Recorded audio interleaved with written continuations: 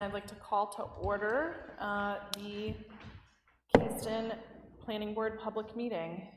We'll start with attendance. I am Robin Duguay, acting chair for tonight. Lynn Merrill, the chair, is not here tonight. To my left is Dennis Quintal, our town engineer, Steve Padfield, planning board member, Rob Tersolo, planning board member, Peter Coffin, planning board member. To my right is Robin Carter, the land use administrator. Chris Bashaw is the select board representative and will be joining us shortly. Peter Bakey, planning board member, and Glenn Greenwood, our town planner. To start the evening, there are 3 hearings that have requested a continuance, so I would propose that we tackle those first for the sake of expediency. The first continuation request is for Housing Support Inc. at 186 Main Street, and they've requested a continuation to September 19th, 2023. Glenn, do you have more information about the request to continue? They only received the variance that they were going for on Thursday, and they would have to have made some adjustments to their plans, and they wanted to make sure they understood what they needed to bring to the planning board, so they needed some planning time. So they asked for the continuance. We need a motion. Yeah. As a reminder, microphones, everyone. Sorry. Do we need a date for plans to be in by, the new plans? Yeah. If they want to be back the 18th, when would the plans be due? We generally, if it's a continued thing, we generally go 10 days over a week. So if we went 10 days before, it would be The 8th? the 8th, Thursday the 8th, I think. Make a motion to have Housing Support Inc. Continued. I'm sorry, it's Thursday the 7th. I'm sorry, till the 18th of July, and the plans will be due no later than the 7th of July. Yeah, Peter, I think you meant 19th of September, not 18th of July. That is correct. I was reading the top. I apologize. September 19th, and plans due by the 7th, no later than the 7th. Do you have a second? Second that. Any other comment? All those in favor? Aye. All those opposed? Any abstentions? And that passes unanimously. The second request is for Sauhegan Riverview Investments at 255 Route 125, map R40, lot 12. This was for the ice skating rink, the indoor ice skating rink. They have also requested a continuation to September 19th, 2023. I don't know if there's more information about that. There is. One of our requirements was for them to design a new septic system, and they needed to be able to show test pits on the plan, and it took a while for them to coordinate getting the test pits witnessed, and so they weren't able to bring us anything in a timely manner, so they've asked for that continuance.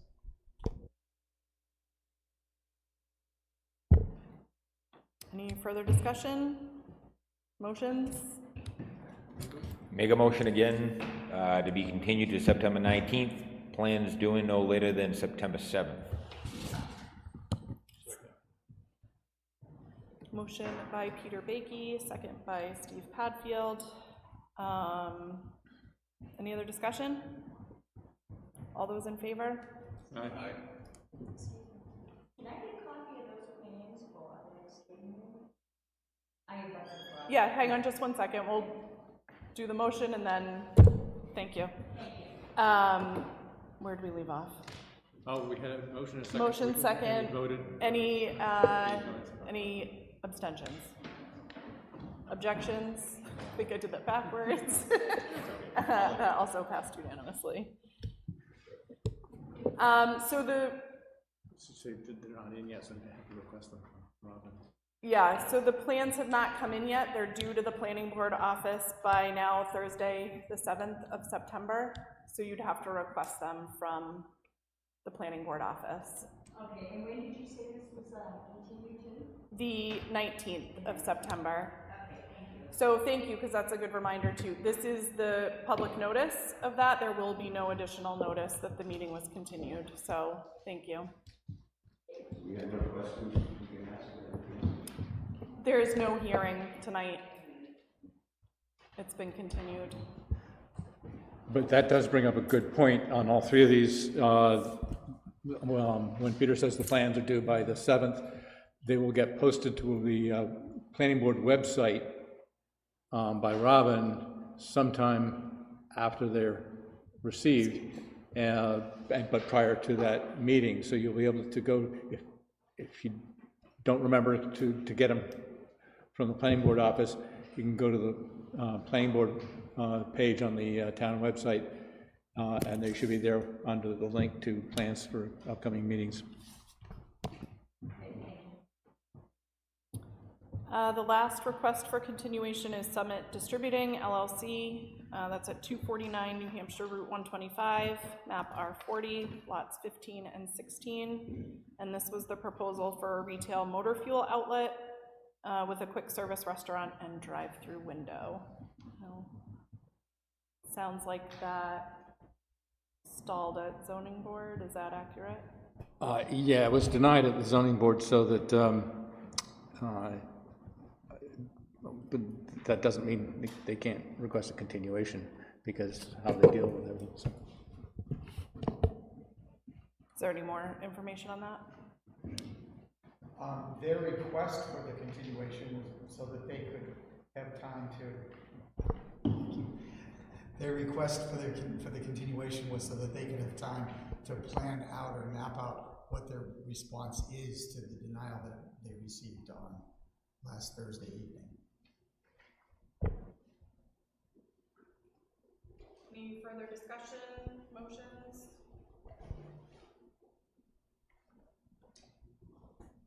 Make a motion again to continue Summit LLC to September 19th. Any plans that are due shall be due by the September 7th. Second. Motion by Peter Baiki, second by Chris Bashaw. Any further discussion? All those in favor? Aye. All those opposed? And that's another fast.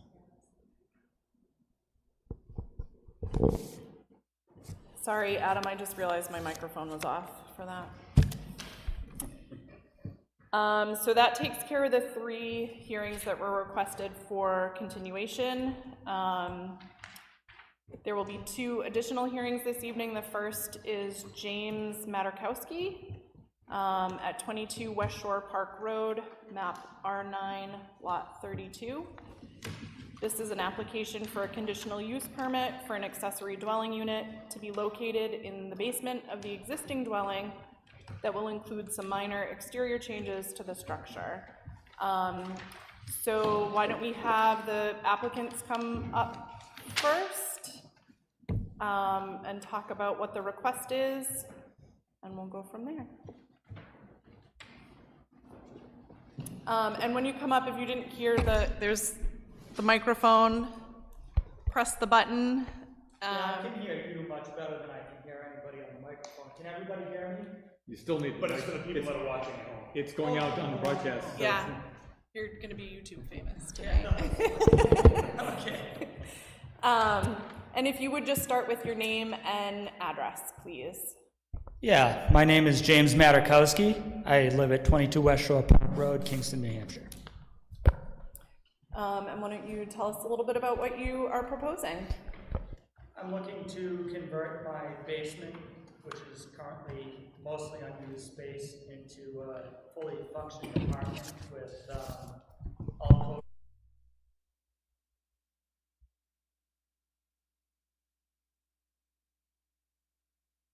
it's gonna. I have to figure this out. Sorry, anybody. Yeah, it's gonna have a kitchen, bathroom, you know, I'm gonna pull all the necessary building. It's gonna be to code.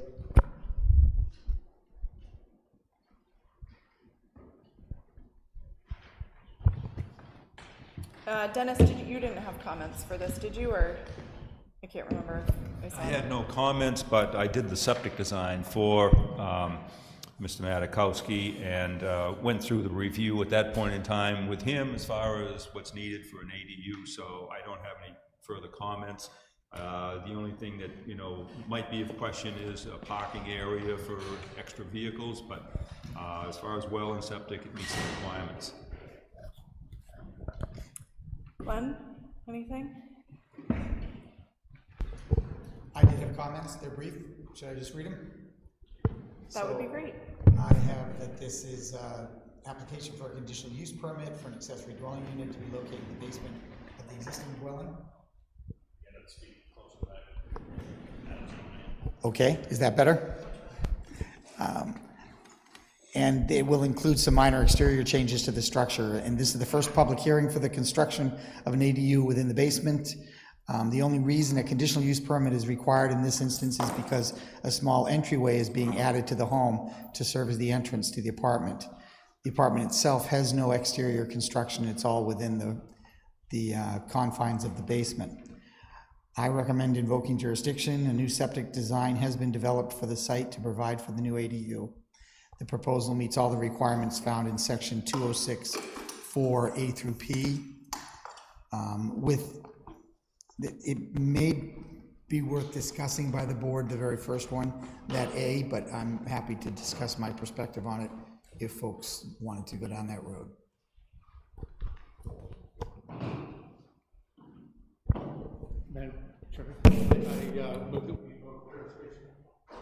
I move that we invoke jurisdiction. Second. Before I forget.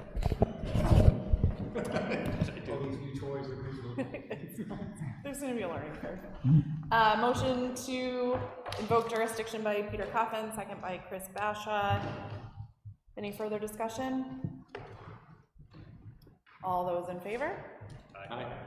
Any opposed? No abstentions, so that passed unanimously. Feel free to have a seat at the table too if you don't want to stand. Oh, However, I got you're good most strong legs. Glenn, what was your concern on the first one, A? I have no concern. Oh, It reads awkwardly. Something we should consider. We do changes, it's in section 206. Yeah, A says the proposed use must conform to the dimensional requirements of a single-family lot and meet all existing building requirements. Right, and so if one reads that really conservatively, this house is on a lot that's not the standard size for housing. Not the standard size for housing lot, but it is a legally existing non-conforming lot. So it does meet the requirements of a lot for residential purposes, but it isn't a 2 or a 3 acre lot, depending upon which zone it's in. And I think that that's an ambiguity in the ordinance that we should perhaps make sure we clarify, because I don't think that our intent was to prohibit folks that have legally existing lots with homes on them from being able to put an ADU unit in it. Yeah, and I think the point here is that they're not expanding beyond the footprint of the existing house. If they were doing a detached ADU or an extension to the house that moved it, to 5 feet from the property line or something, and went from conforming to non-conforming, that would be different, or made it more non-conforming. That would be, but the proposed use that's being referred to in A is the ADU and not the house, the existing house. So I would say the proposed use does conform because it's in a pre-existing. Yeah, I absolutely agree. I think it meets the standard. If anyone was concerned about that, I thought we should talk about it. But the requirements for other dimensional requirements, like 1/3 and all that stuff, it meets those. So. It meets all of those. Dennis mentioned the fact about I did. Dennis mentioned the fact about parking. The requirement is that 4 cars be able to be parked off-street. And they have a driveway that absolutely allows that, but it may mean that they have to shift around cars to get out if they have cars, 4 cars parked there. But lots of houses in town have that issue, so. And they always have the opportunity then of applying for a driveway, change to their driveway by the normal driveway permitting regs.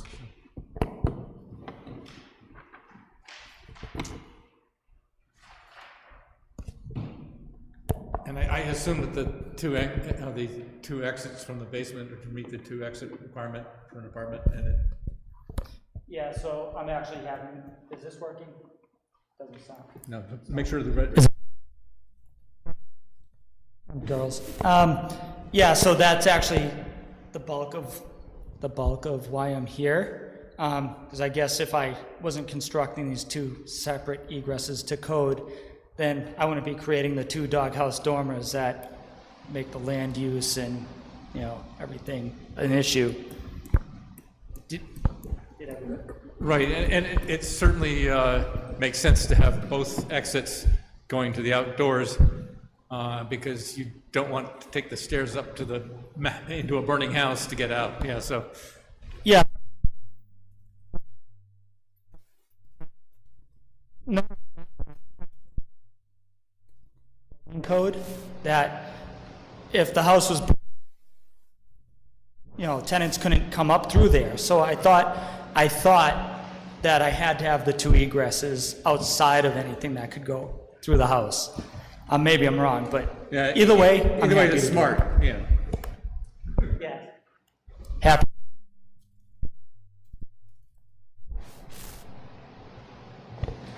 I don't see, did we? The town, okay.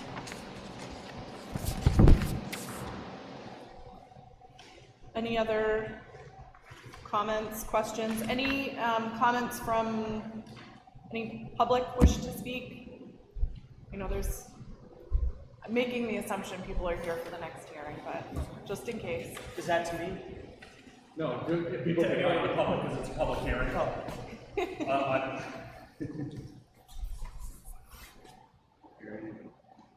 Yeah, so what is the pleasure of the board? I'll make a motion to grant the conditional use permit based on the applicant meeting the requirements in 206.4, sections A through P. I don't think I need anything else further for that, Glenn, right? I'll second that. Motion by Chris Basha, second by Peter Coffin. Any other discussion? All those in favor? Any opposed? No abstentions, that passed unanimously, and thank you, Robin, for the reminder. This also now will close public comment. So it passed, and you have your conditional use Much appreciated. permit. And thanks for all your help. Yes. 30 days. What's that? 30 days. So just for you to be aware, there will be impact fees associated with this. I don't know if anybody's talked to you about that, so you're, okay. You'll need to go to the building department for a building permit, you got that. And what was the last thing you mentioned? Peter? 30-day appeal period. So, probably not good to start, it's probably not gonna make any difference here, but probably a good idea not to start construction until 30 days from today, because that's the time that somebody else could file an appeal to the decision. It's a standard warning for everything we do. It's a gamble. It's gamble. You can analyze the risk factor on your own. I'll take the advice. I'm not worried about it, but I'll take it. Thank you. Thank you. Have a good night. Thanks.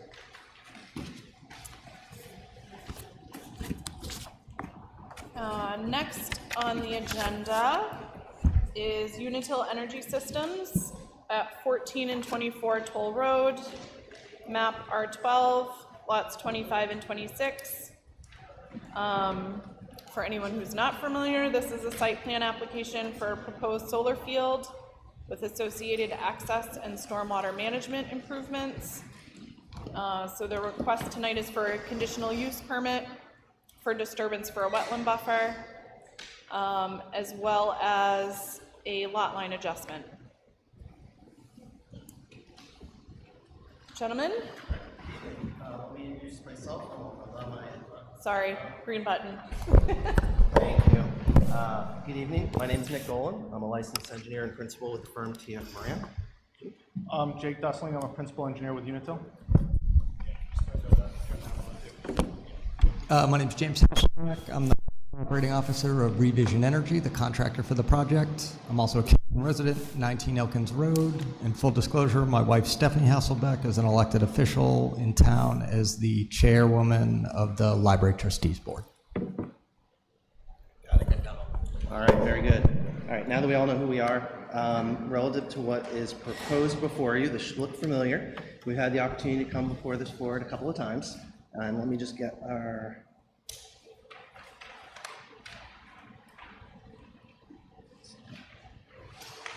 All right, well, this connects to the projector. We had the opportunity to come before this board a few opportunities. We've had the opportunity also to come before your select board, just to get a general understanding of what this project was that we're proposing, access considerations, access limitations, talking about what wetland impacts we would have, what wetland buffer impacts we would have.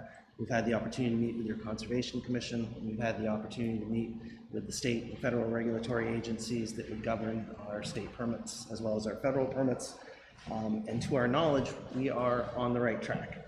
So relative to this project, there are two components that you'll have, one of which is a lot line adjustment.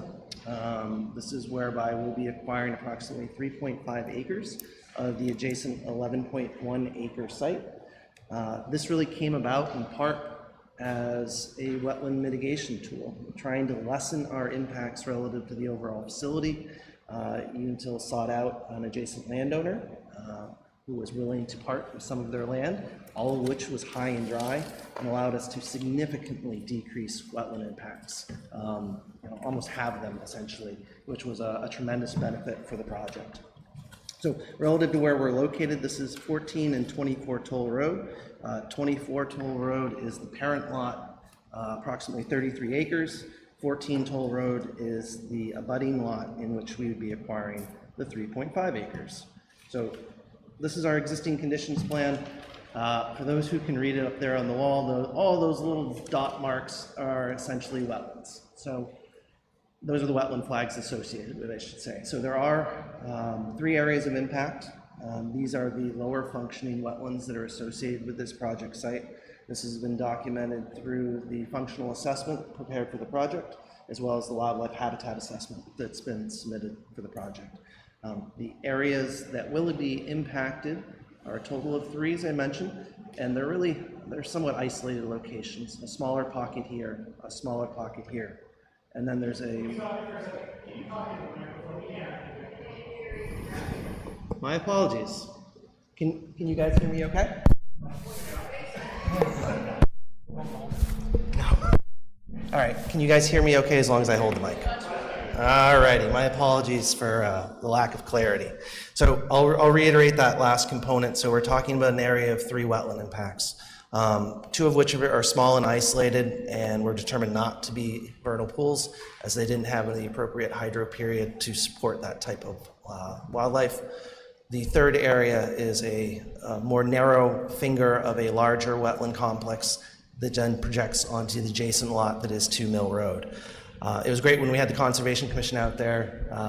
There was a few folks that were willing to kind of brave some tough weather conditions, and we actually had the opportunity to walk the entirety of that lot all the way to the southern tip and really get a feel for what the higher quality wetlands were that are not being impacted by this project in comparison to the lower functioning wetlands.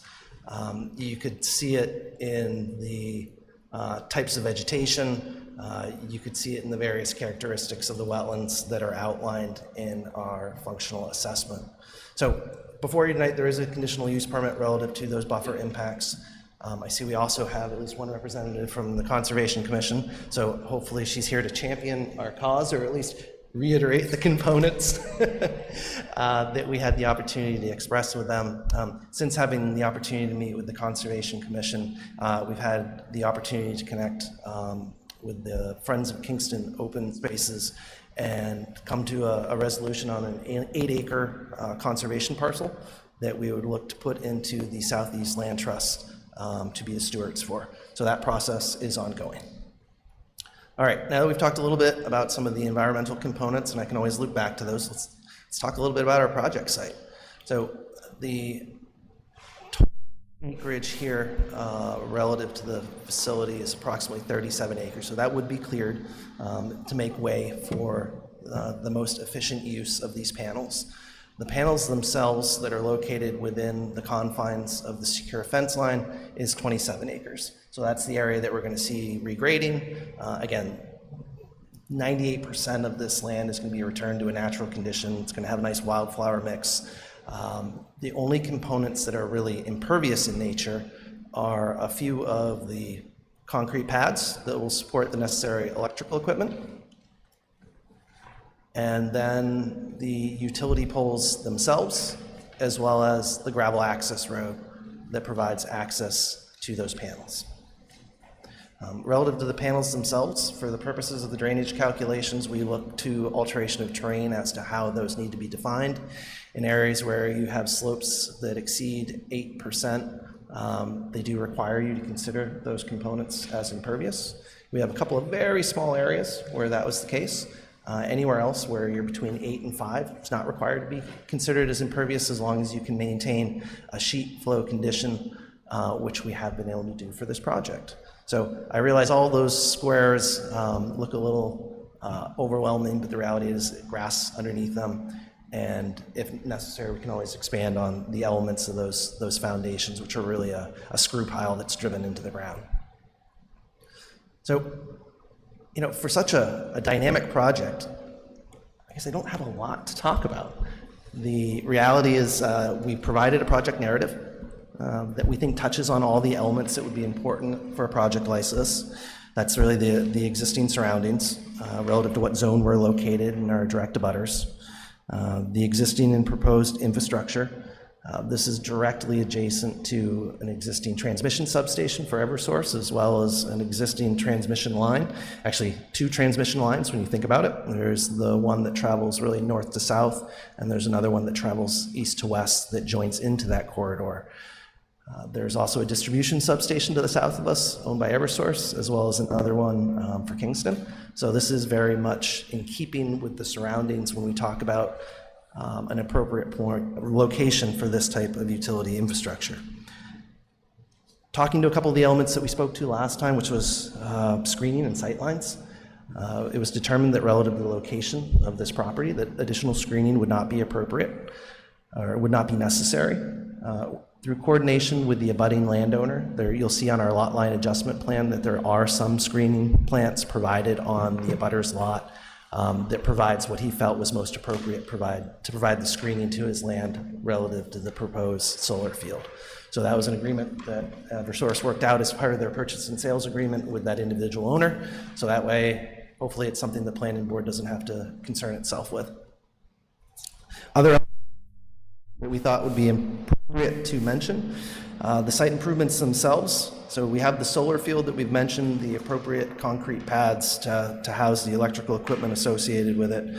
We do also have improvements to Toll Road. So Toll Road, up until a point approximately right here, is a Class 5 road. So it's an existing paved road. We had the opportunity to go out there and walk the site with your DPW director and come to a conclusion on what would be an appropriate solution for access for the site. And then had the opportunity to sit down with the select board and then subsequently the planning board at our last meeting to make sure that the 20-foot wide gravel driveway is appropriate overall.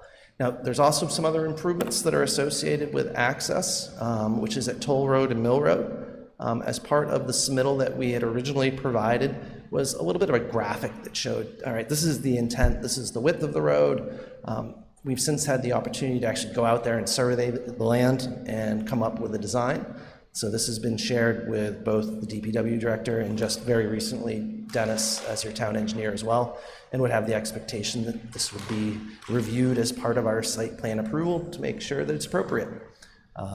This is consistent with the prior graphic that we had provided, so we have the understanding that what we're showing here is appropriate for the needs and provides a tremendous benefit not only to the project, but to the public. It's acknowledged that this existing intersection, the geometry is awkward, sight lines were poor, so we appreciate Phil Coombs taking the time to really walk this down with us and come to what was an appropriate solution on those improvements. All right, I'd be remiss if we didn't talk about drainage. This is a site plan review. That's usually one of the focal points of the elements that we talk about. As far as the improvements for drainage, so there are vegetated filter strips. This is a preferred methodology for alteration of terrain, specifically when you have areas where you're relying on sheet flow. And what I mean by that is you haven't allowed stormwater to really consolidate into channels. So we're taking sheet flow off these grass areas, passes through this vegetated filter strip, which needs to maintain a certain height, and there's certain characteristics as far as its length and its width that alteration of terrain requires. So such an example is right here, where we would have that vegetated filter strip, and that would need to be maintained in perpetuity.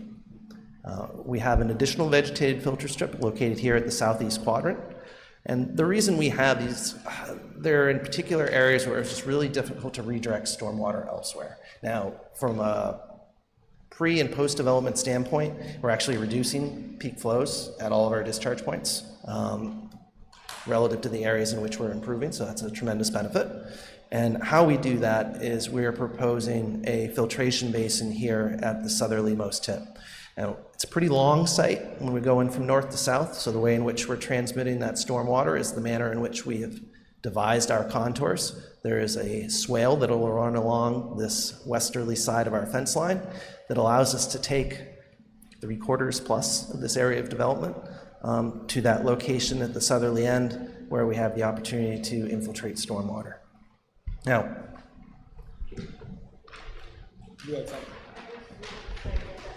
oh geez, I'm getting tired. I got to exercise a little bit more. I'll try a little bit better here.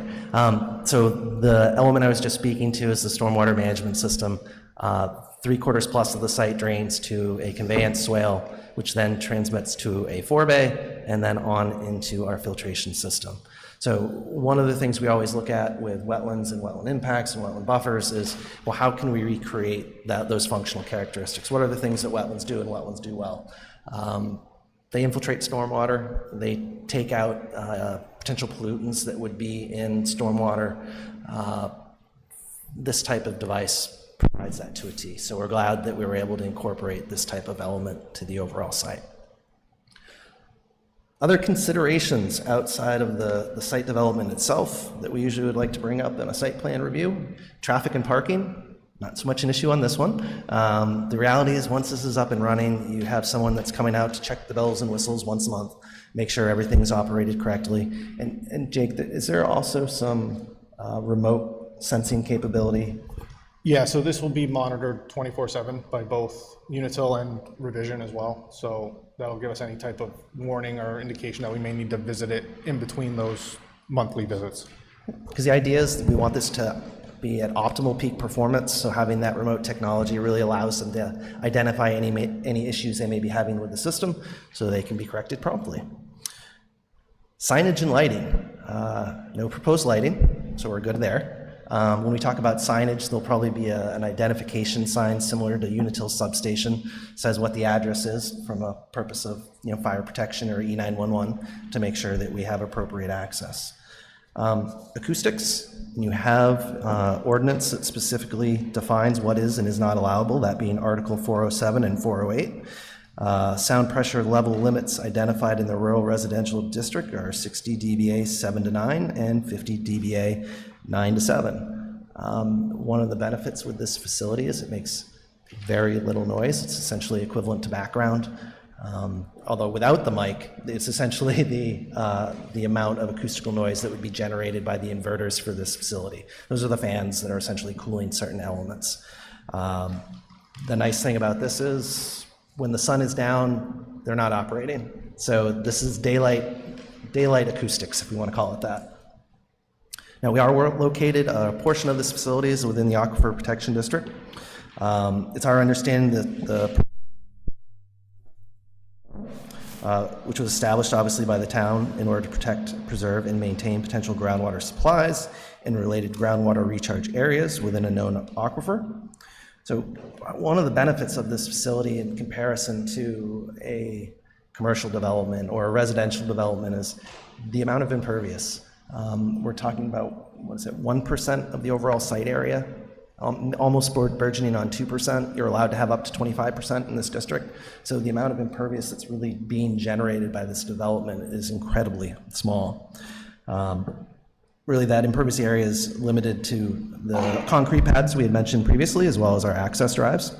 With the remainder of the solar field will be covered in a grass seed mix. So again, a nice benefit to the overall ecology to the area.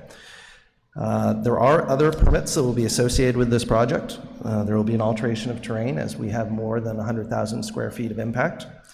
There is our standard dredge and fill with Wetlands Bureau that will be required. Both those permits have been submitted, and we've received acknowledgement that they are complete and are pending their technical review. We realize the state's a little short-handed as far as staff right now, like much all of us are, so we are waiting patiently for their review. Other elements of approval, U.S. EPA Construction General Permit for stormwater-related discharges, as well as confirmation from U.S. Army Corps of Engineers in regards to the general permit, which allows the state of New Hampshire to issue the wetlands permit. Be happy to, expand on this project in any way, shape, or form, and certainly happy to expand on the conditional use permit if so requested. It should be incorporated by reference within your package, but I'm happy to reiterate any of those elements or our team as well. So I'll try and be brief. Thank you. We'll shift to department comments. So there's one comment from Public Works. Phil Coombs indicated that he sees that there are no major issues other than scant detail for the intersection. Yep. A very true statement. The original conceptual plan that we had provided. Don't forget the mic. I'll get this before the end of the night, I promise. Agreed. It was a conceptual to show this is the intent of what we want to provide. We've since updated that plan, and that'll be submitted for both engineering as well as his review. It works out really well with this location from the standpoint it's already a pull-off that the town has been using. So the ability to convert that into an access through the toll road was pretty straightforward. There's a typical cross-section provided for the road that meets all the town's requirements. Looks like other departments have provided comments in the past meeting, so no new comments other than Dennis, our town engineer, has some comments, and then we'll I didn't have a chance to write up a comment sheet. I had to kind of go through this book a little bit, so it took a little time. But well done in presenting the plans and all the documents. So a couple of comments I'd like to make is on the contours and the grading on C9, which is a couple of pages before that. I'll pull that up. So yeah, this plan shows all the grading, and there's some nice, beautiful straight lines, which engineers like to draw nice straight lines and make everything look pretty. I look at these lines through here where the access road comes in, and I get a 5% pitch across there. So if it's 20 feet wide, that's a foot difference from one side of the road to the other. I think a lot of the traffic going in the first 300 feet are going to be kind of tipped quite a bit. So if you're going to build it according to that, I think you should take a little bit more time, not only on that contour, but all the rest of them, because up in this area, you've got a 6-foot cut, and down on the area down below here, there's some fill, but the slopes in here are 14% slope. So I understand you're trying to uniform slopes up in this area, but if you can make these at 14%, and I still don't understand how you can put these arrays in like this on a real steep slope, but perhaps you can answer that question later on. But with cuts and fills, I don't see any reason why you have to cut so much up in this area, and that way there, the contours would more apt to match the original grade, and minimizing the impact to the site. So the other comments would be that I had were on the next sheet, which shows quite a bit of wetland filling. And in reading through the booklet that was presented, the alteration and whatever of the wetlands,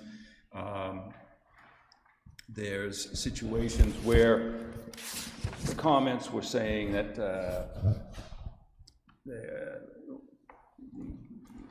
no significant alternative would be available. Well, if you're building a house in a wetland, there's no the alternative is not to build in a wetland, but the alternative is to not build in a wetland. So to put arrays in this area here, not only to fill the wetlands, but in the buffer zone, and all along this buffer zone and through here, which protects the wetland, I would think that would be a concern of the town and the Conservation Commission. The other thing that I notice about that section right there is that because of the stormwater elevations and grades here, the engineer is trying to get all the drainage from this area down into the pond, which means right up against the wetland right here, there's a 6 to 7 foot fill. So I think that somehow is going to affect the wetlands in one way or another, because a real steep slope with a 6 or 7 foot fill right up against the wetland is something that usually it's hard to accept in a buffer zone, but it's right up against the wetland. So that is a big concern that I think the Conservation Commission and the town would have as far as dealing with that part of it. I haven't got through the rest of the comments that I might have, so I think I'll just leave it with that, and maybe Nick, you can answer or address those concerns. No, I think you make some good points, Dennis. So relative to the contours, these should be a little bit more rounded. The reality is the width of the bucket really determines how flat they can make it when we get to the construction element. Those are things that certainly could be, revised. So that's something we can update. I wouldn't expect that to be problematic. As we transition to the area of the access drive, one of the things we were trying to accomplish with the adjacent area that is this vegetated buffer was provide as flat a surface as possible. We would have the ability within tolerances of what AOT allows to make that a little bit steeper, so we can make the approach across that access drive flatter and make sure that that doesn't create any type of issue. So I feel we can adequately address that concern. Relative to the arrays, they are functional up to a 20% slope. So in this case, we've been able to limit that to 14%. AOT, when they look at their requirements, will allow you to go up to 15%, and then you jump into another threshold as far as how they evaluate that area. As far as the cut fill, it's essentially a balanced site as currently derived. A lot of that is what drove the contours and their locations. We do have areas of existing steep, which are really in and across this area that exceed the 20%. That's where we've tried to flatten that out to provide a grade that does not exceed 14. Relative to the alternatives for avoidance and minimization, the reality is in order to make a project like this work, a certain amount of acreage is required. So that's why those panels are required to be in that area. But the way in which we looked at this was determine what wetlands had the highest function, what wetlands had the lowest function, and to make sure that our impacts were only associated with those lower functioning areas. Relative to the note as far as the steep slope, nope, that is correct. I thought it was only 5 or 6, but if it's 7, so be it. What I would state is we're not directing runoff towards that wetland. So the only thing from that slope that's going to drain towards that wetland is the slope itself, what falls out of the sky. Everything else, as Dennis mentioned, is draining to the west so that it can ultimately go into that stormwater basin. I would agree 100% that if we were directing stormwater over that slope, that would not be an appropriate design, but feel confident that our contractor will have the ability to stabilize those areas so that they would not be problematic. That can be accomplished in several ways. We can use an erosion control fabric on those areas, or if it ultimately becomes more of an issue, you could always use riprap. But our expectation would be that an erosion control fabric would be an appropriate selection for that location. All right, we'll save our battery here, apologies. So relative to those comments, I hear you, Dennis, and I think that we can address those concerns. Acknowledge that in general, we don't want to fill wetlands. They're a very important resource. It's important to the ecology of any area. We do also have to take a step back and think about what are our power generation needs. This isn't an oil-fired, this isn't coal-fired. This is a very low-impact alternative to generate a significant resource of energy for our grid. So when we look at it more holistically and the full nature of the project in comparison to what our other options are for power generation, that really has to be considered in comparison to essentially sacrificing some element of wetlands, but making sure we're not impacting the most vital wetlands on the site.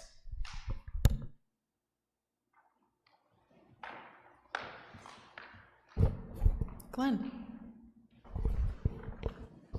Thank you. Thank you for the work you've put in on this, Nick. So I have a lot of comments. But we'll talk. So I have that this is the planning board's first public hearing for this proposal. The board needs to consider invoking jurisdiction to start the 65-day review period. I'm providing my comments in two different ways. First, I'd like to address the boundary line adjustment plan, and then second, the overall site plan. So for the boundary line adjustment plan, which was a separate set of plans that the board has been in receipt of for about a month, I recommend that the planning board invoke jurisdiction on the plan. The following are my comments after reviewing a plan entitled Lot Line Adjustment Plan 14 and 24 Toll Road, prepared by T.F. Moran and dated June 7th, 2023. My comments are as follows. The proposal is to transfer 3.525 acres of land, 153,356 square feet from tax map R1225 to tax map R1226. The new lot line runs concurrently with the existing Public Service Company of New Hampshire utility easement. The only thing I recommend changing on that plan is that the new lot corners, as shown, and I think there are 3 lot corners that get created. They're presently monumented with iron pipes on the plan, and we say in our regulations that they have to be either concrete or granite monuments. So that change should be We can incorporate that. Achieved. And with that change, I think that the planning board is in good standing to approve that boundary line adjustment. Now we go on to the site plan, solar array installation. This is the first public hearing for this proposal. The board needs to consider invoking jurisdiction on the application to begin the 65-day time clock for rendering a decision. The board needs to the board needs to decide if this proposal requires zoning relief by the ZBA for the use. The property is located in the rural residential district, and the uses specified in the ordinance do not include utility projects. Now, in the past, and in the past I mean on 3 separate occasions, the town has permitted utility installations in the rural residential zone without requiring ZBA action. The rationale was that the use is needed for public benefit and that sites are not inhabited or encumbered by utilities such as septic systems. The board needs to decide this issue before invoking jurisdiction. If they decide that ZBA action is not necessary, then my recommendation is to invoke jurisdiction on the plan set as it's complete for purposes of review. Now, the following are my comments upon reviewing a plan entitled Site Development Plans, Tax Map R12, Lots 25 and 26. Unitil Kingston Solar Project, 14 and 24 Toll Road, prepared for Unitil Energy Systems, drawn by T.F. Moran, Civil Engineers, and dated July 6th, 2023. So 1, in addition to the rural residential zone, the property is in the Aquifer Protection District, Zone B, and the Wetlands Conservation District. These zoning designations should be added to the plan notes. I didn't see those. Are they on any of the plan sheets? Overall site. Should be on the overall site layout plan on the right side in the title block. It identifies what sub-districts we're in, and it's also located in the existing condition plans notes, again, on the right-hand side of the plan. All right, thank you. If the planning board determines that the use as a utility is to be allowed, a conditional use permit should still be required as an industrial use in the district. And this is under the parameters of the Aquifer Protection District.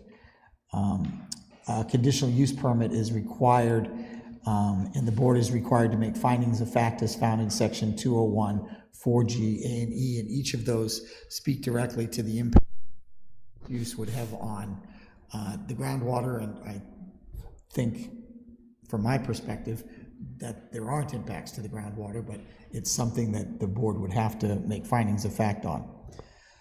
The plan calls for work to be undertaken in wetlands and in the wetlands buffers, some of which are permanent. Are these wetland fills necessary? The board would need to issue a conditional use permit for such activity. The standards for this permit are found in section 202.8, which is entitled Conditional Use Permits. The board may wish to engage a wetland scientist to review the information provided by the applicant in order to properly consider this request. The Conservation Commission also needs to weigh in on the proposed use, and I say that not as just a recommendation. The ordinance actually says the Conservation Commission has to weigh in on this proposed use. The applicant has undertaken both a design review by the board and a site walk. I'm just saying that is for purposes of information, and it does meet our requirement for a mandatory preliminary review. In the title block on the first 4 plan sheets, the town of Exeter has been truncated to just TER, so I think that's easily fixed. The plan should give an indication of how frequently employees will be on site and when these visits normally occur. I'd love to see that in a note. I think you've made it clear both times that you've spoken with the board that it's really minimal activity, but that it should be documented someplace on the plan. The Department of Public Works should sign off on the proposed improvements to Toll Road, and you've already discussed that, and I know that Phil is very informed about what the design improvements are. The town engineer must sign off on the stormwater management plan submitted by the applicant, and Dennis has already given comments about that. I ask, is any additional buffering proposed by the applicant other than what exists naturally? And we have had some discussion about plantings that will take place for some additional screening to abutters. Will any signage be installed? It's not indicated on the plan now. Presumably it will be signage on the fence somewhere. So, yeah, so it will. I mean, that's, when I've looked at the sites in town that we have that are utilities, that seems to be It'll be the same as what you see on the existing substations. You're not looking substations. for a standalone sign, so maybe just a note on the plan stating that would be helpful and would take care of covering that site plan review requirement. Again, the next one is any lighting proposed for the site, and you talked about that. None shows, but if security lighting is proposed, its location and type should be on the plan, and all lighting must be dark sky compliant. My next comment is just how many arrays are proposed.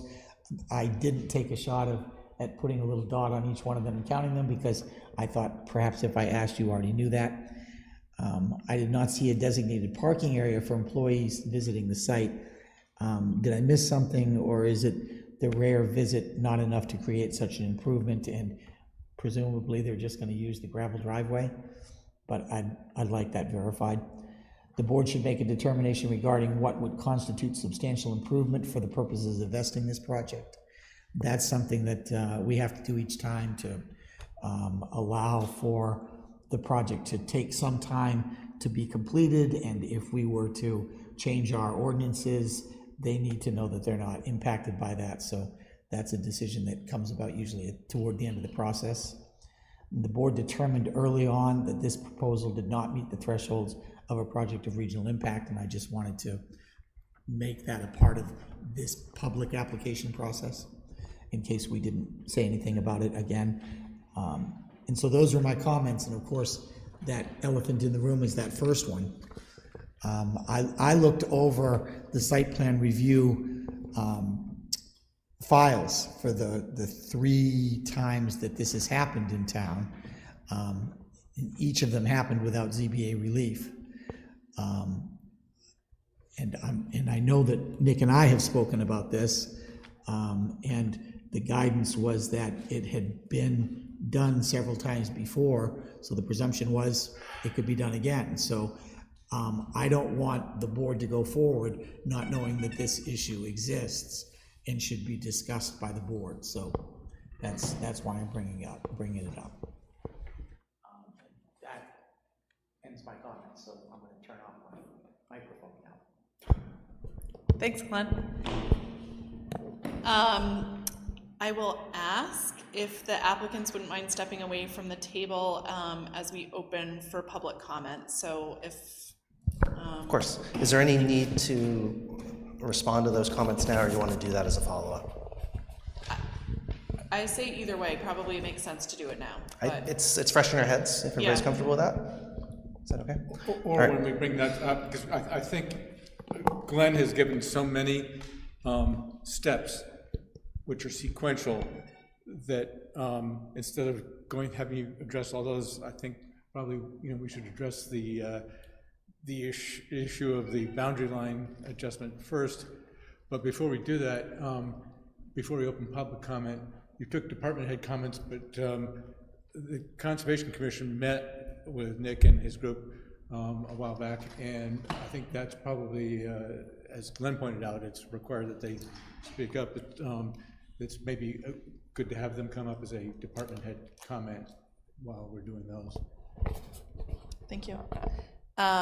So why don't we, take a pause, and then if, Evie, if you would like to come up, I'm assuming you're representing the Conservation Commission, and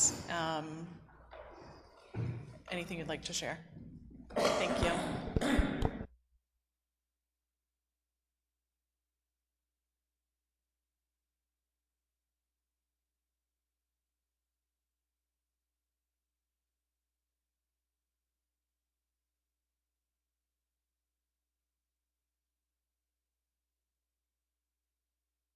You have to hold the button. Okay. I didn't prepare. You have to hold it, right? No. Okay. I didn't prepare comments yet because I didn't know where this was in stages with planning board, and I sounded like that they were just presenting tonight for the first time. We have had ample chance. I've read the whole dredge and fill permit. We looked at all the functional analysis. Nick and Mr. Aubie came to the Conservation Commission last month, and we talked, and then I read this through, and I had, as you can see, several comments and questions, and they were all answered by email.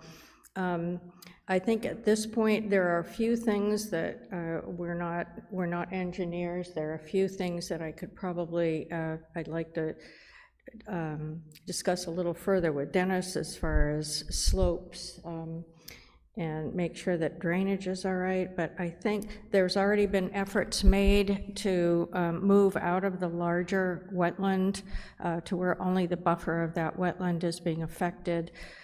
We realize that there's going to have to be a trade-off in order to get power supply to the town. We're much happier that this would be a solar project than a fossil fuel project, so we're looking at that as in part of our effort to protect every single wetland in town, but the 3 little wetlands that are left are very small without standing water. So we did go out, we walked the whole site at the site walk, and I've hiked that area before myself, and we never like to lose a lovely open space, but as needs go for the community, I think this is a good trade-off. There are probably details that we still want to ask about, but it's still in process. But as of right now, Mr. Golan and Mr. Obby have been very forthcoming with us and are willing to talk to the commission about any issues we have.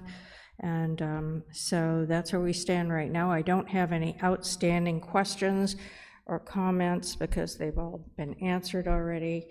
And that's where we stand at conservation. Thank you. Okay.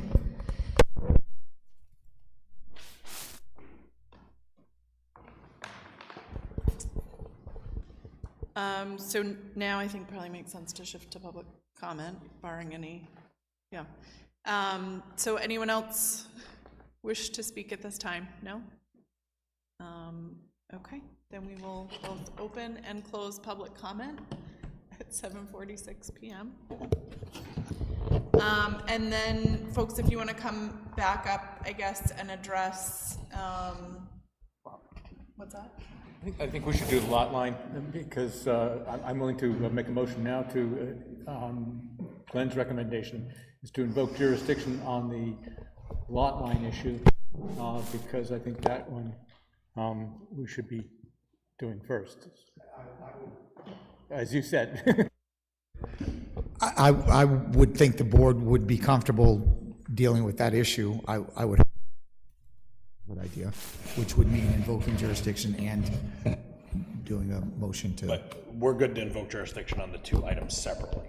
I would propose that. All right, so that was a motion to invoke jurisdiction on the lot line adjustment. Second. Motion by Peter Coffin, second by Chris Bashaw. Any other discussion? All those in favor? Aye. Any opposed? Any abstention?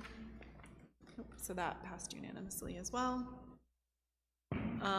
And then I'm assuming then move to tackle the lot line adjustment.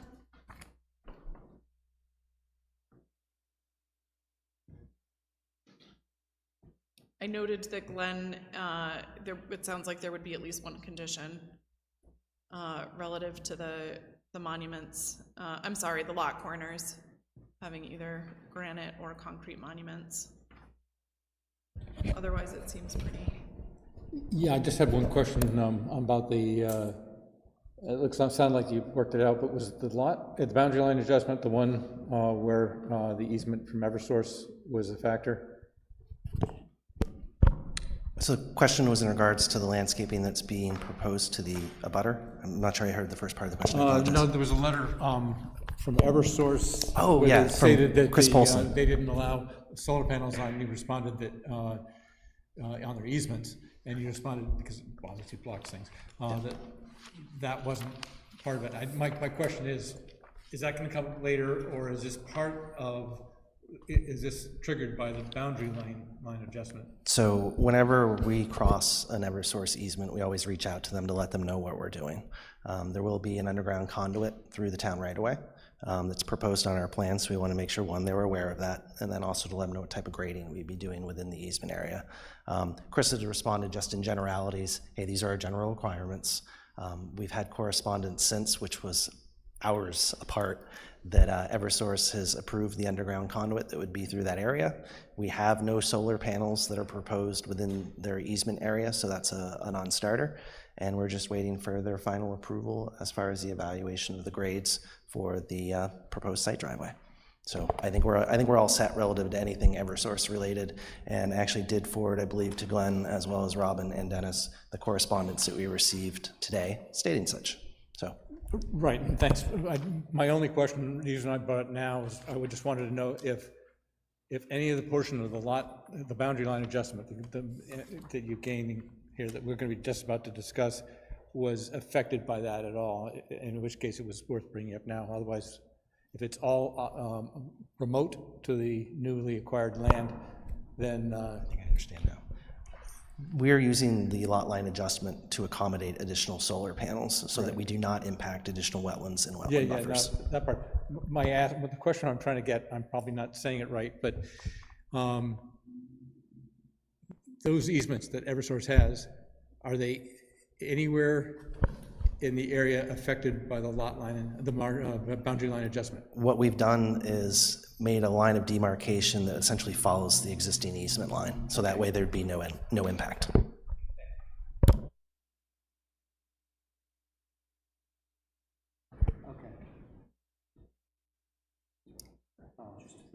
So what is the pleasure of the board? I would like to make a motion to approve the lot line adjustment, Plan 14 and 24 Toll Road, as prepared by TF Moran, dated June 7th, for the transfer of 3.525 acres from tax map R12-25 to tax map R12-26, with the condition that the new lot corners be changed to concrete and granite monuments, and also noted on the plan. Do we have a second? Second. Motion by Chris Bashaw, second by Peter Bakey. Any other comment or discussion? All those in favor? Aye. Any opposed? Abstentions? That passed unanimously. So then, I guess the question shifts to jurisdiction for the second request, correct? Yeah.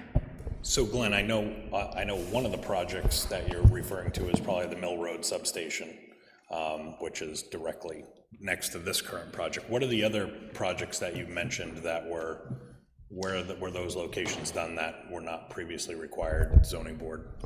The one on Mill Road, actually, we did an expansion, so there were two separate applications for the same site. It was much smaller in the beginning, and then it was expanded to be, I don't know, 13 acres in size or 15 acres in size. It got very, very much bigger. And then the other one is the small, really garage-sized one that's on 107A, just as you're leaving Kingston to go into East Kingston, and it's on the north side of the road. And what was that one for? Was it have to do with transmission lines or? Yeah, that's in conjunction with, it looks, I guess it's a substation, I don't know. Right. But I think it's a substation to the power lines that are right behind it. Right. The reason I'm asking is the words you used in that for the public benefit and all that.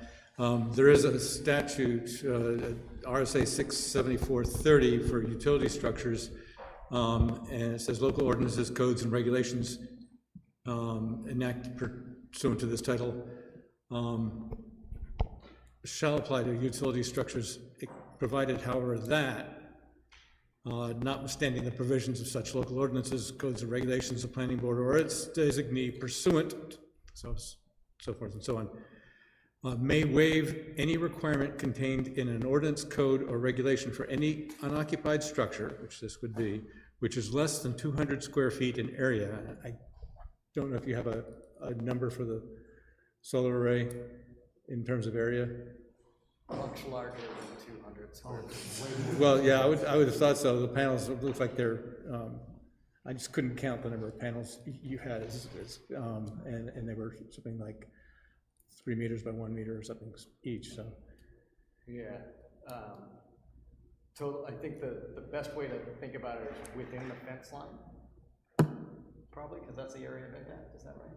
Not the area of impact, the actual area. 27 acres approximately is the area that the solar panels and access roads cover. No, I'm sorry. What I'm looking for is structure. Just man-made objects. So by definition, as far as structure, there's nothing that we are proposing that meets that classification based off of the way in your ordinance defines a structure. That's my understanding. Okay, so it would be then less than 200 square feet for a structure. Let's see, which is necessary for the furnishing of utility service for the public health, safety, or general welfare. That's where those terms came from. And for which utility lighting options are limited by virtue of said structure being a physically integrated component of the utility's transmission and distribution apparatus. Got it. And that's kind of the key term here, and that's what all those substations and transmission lines and stuff are constructed under this RSA without having to go to the ZBA or anything else. This network, this system, although it's a generating facility, is tied in obviously to the distribution facility. Its location is facilitated by the fact that it's adjacent to and on your next to your transmission lines. So I think we can discuss that, but that may be able to. It's not part of your distribution apparatus, but and then there's a clause about when the waiver shall terminate if it's no longer used for that.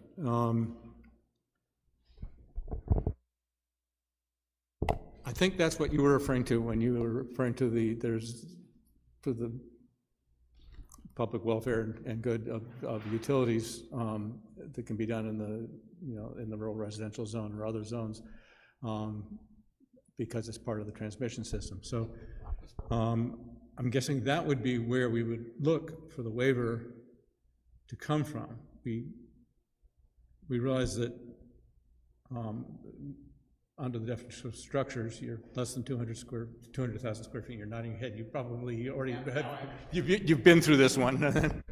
Thank you. I understand better now, and if it's useful contracts, just to reiterate, there are no structures included in the current plan as defined by the current codes in town. Additionally, this particular project received from the Public Utilities Commission in the state an appropriated purpose, Jake. It's in the public's interest. Correct. So the PUC ruled that the project is in the public interest and gave us approval to move forward to where we are today. I can also speak to the distribution network question. This facility will feed directly into the Unitil distribution network and supply power to the network, very similar to what our Kingston substation does right at Mill Road. It's just the power is coming from the sun instead of the transmission network. So it is going to feed directly into the local Kingston distribution circuits.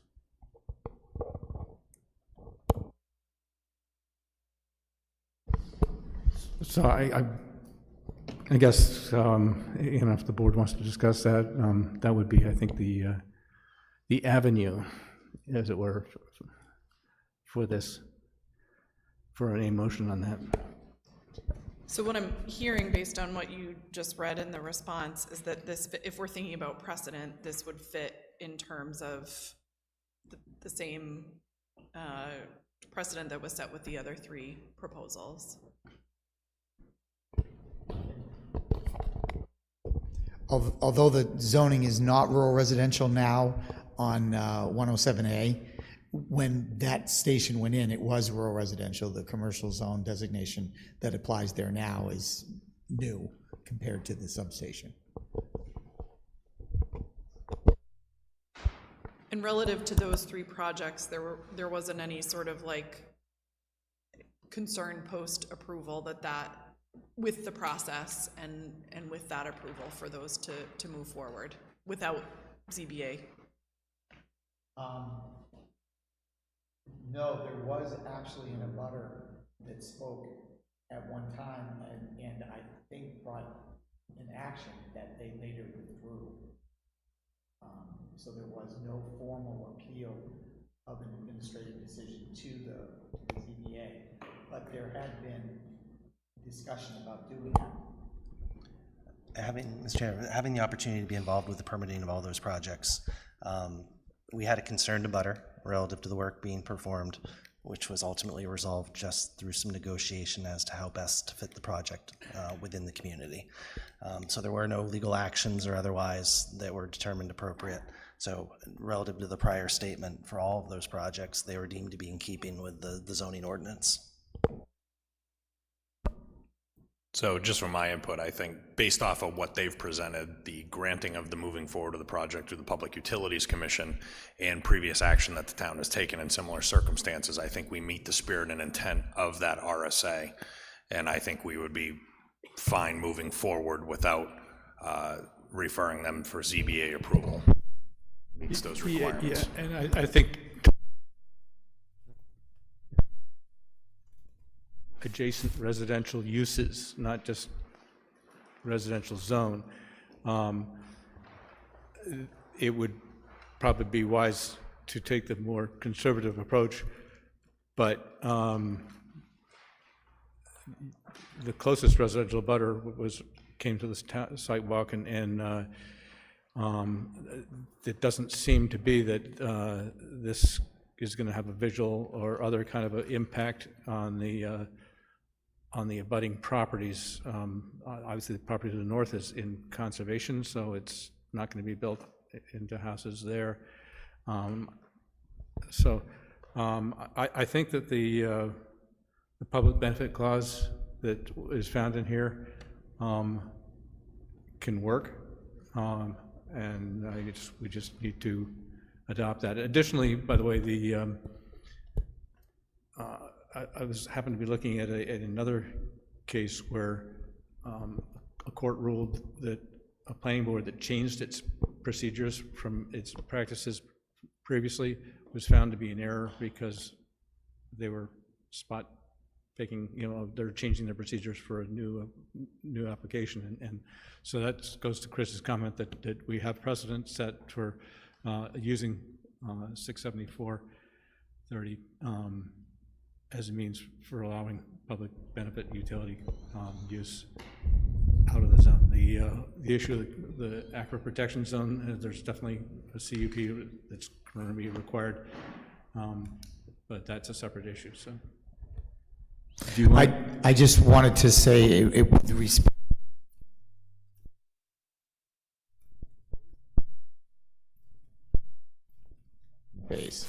Because they're going to see considerably more traffic heading up Toll Road to access the site. And then after construction is done, it's going to become negligible.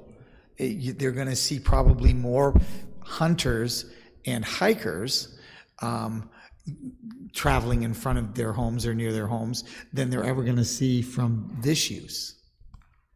But there will be impact during the construction period. Yeah, there always is for all projects. So just for my purposes, if we are moving forward without, or if we decide that ZBA relief is not necessary, is that in the form of a motion, or? Yeah, I think we have to. I would say it would be good to be clear as to what. It should be clear as to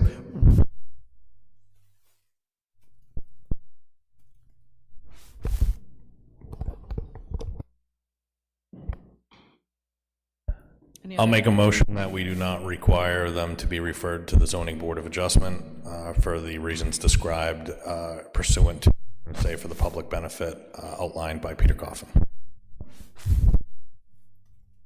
Second. Motion by Chris Bashaw, second by Steve Padfield. Any other discussion? All those in favor? Aye. Any abstentions or objections? None. That also passed unanimously. So then it sounds like the next question is whether or not we have enough in front of us to invoke jurisdiction, and Glenn's recommendation. Yeah. So moved. I'll second that. Motion by Chris Bashaw, second by Peter Coffin. Any other discussion? All those in favor? Aye. Any objections or abstentions? None. That also passed unanimously. So that leaves us with, The CUP, I think, is probably the next step. okay, and then several other, Ask Glenn. yeah, okay.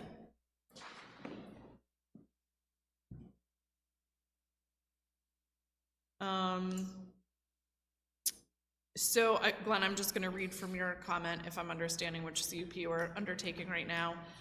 Conditional use permit, should still be required as this is an industrial use in the district, that being rural residential. No.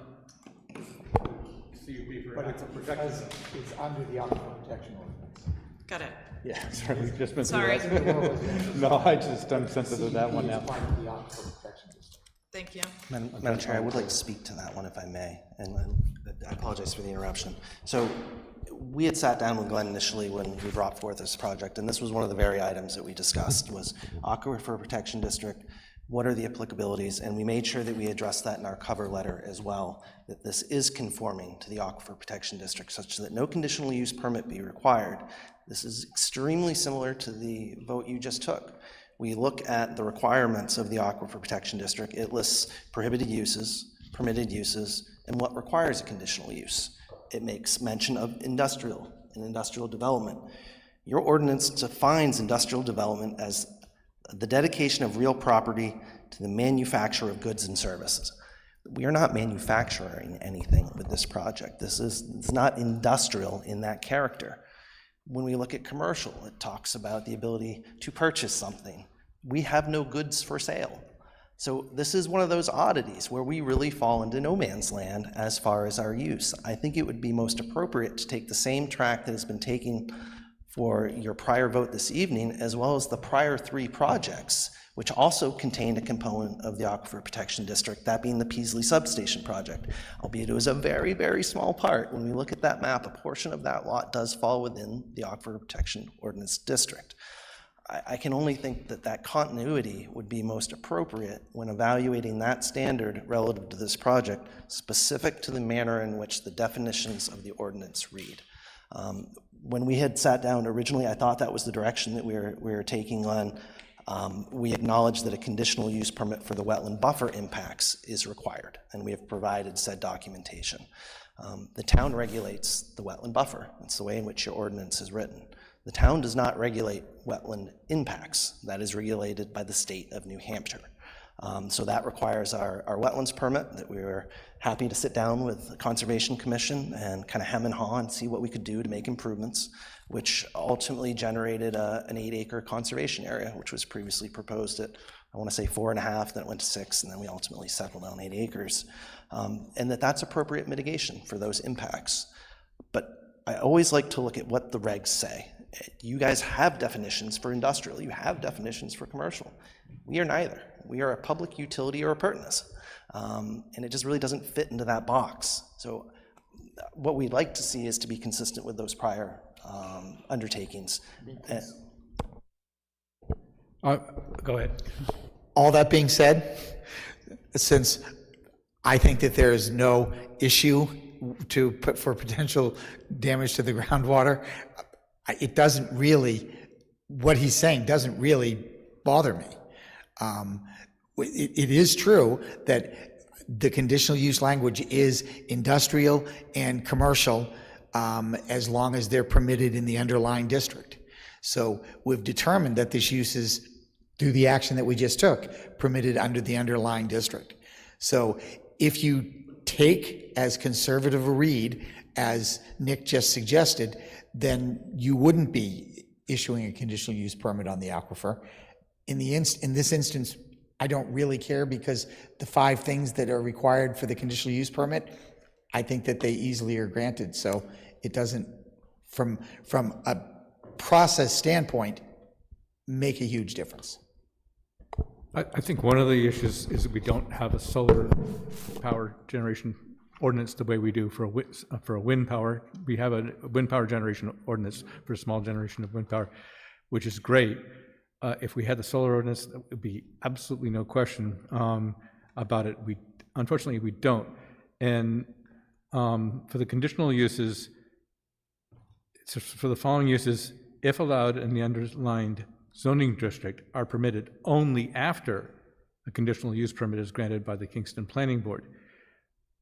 So the fact that we've determined that it is permitted in the underlying district for residential, then industrial commercial use is not otherwise prohibited.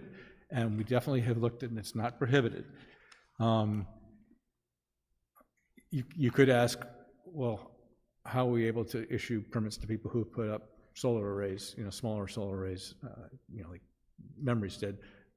We always approve those. We don't make them go to the ZBA because it's not a listed permitted use, or we would just allow them by right, even though it's not listed in our ordinance. So I could go either way on that, but I agree with you that it's a cleaner use if we do that. And the reason I'm saying that is that you say it's not a commercial because you're not selling it. However, I know, because I pay an electric bill every month, that you are selling the power that you're producing, regardless of whether it's at Seabrook or a fossil fuel place or wind generation or solar. You are selling it. We had this come up with another public utility that was pumping water out of Kingston to sell in another district, in other towns.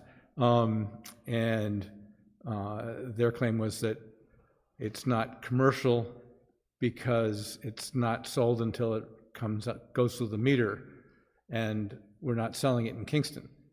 It's like saying it's not commercial if you sell groceries because the people are taking it back to, if they live in Atkinson or something. It's still a commercial use. You're generating power. If it was a big power plant, that would be considered an industrial or commercial use. You're selling power to, even though it's a public utility, you're selling what you're generating. So I will say there's a little bit of difference here. Okay. And part of this is how it's approved as part of a public interest project, is that none of the power produced is not directly sold to anybody. So the power produced by this facility is directly offsetting Unitil system losses, which means it's not being sold back to a customer. It's not being sold to anybody. No one can call us up and purchase power from this facility like you could a third-party energy supplier. So the way this benefits customers is it directly reduces our losses and reduces the amount of energy we're bringing in off the transmission grid. So for every 1 kilowatt hour this produces is 1 kilowatt hour less than our customers have to pay for.